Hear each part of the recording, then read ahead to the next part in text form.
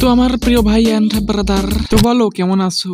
আরে ভাই রে ভাই, কে তুমি? আয় হায়, সবাই তো দেখি ভুলেই গেছে। এই হালকা শীতে কাইল্লা সজীবের পিড়িতে মামুনি আমার সবকিছুই দিছে, কিন্তু এখানে প্রশ্নটা হলো যে কি দিছে আর কেনই বা সবকিছু দিয়ে দিল। হইতেও তো পারে যে তার স্বামী নাই ঘরে, তাই দৌড়ে গেল কলা বাগানে।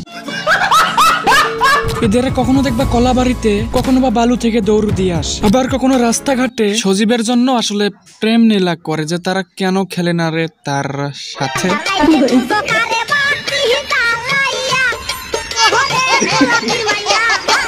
তোমার লগে যেটা আছে ওইটারে কি দিবা আমাদের সাথে? দিয়া দিমু, যে চাইবেন তারই দিয়া দিমু। আরে কি বলে, এই মাল এত সস্তা হইলো কিভাবে? মানে কে দিল এমন লারা যার কারণে হয়ে গেল এত সস্তা?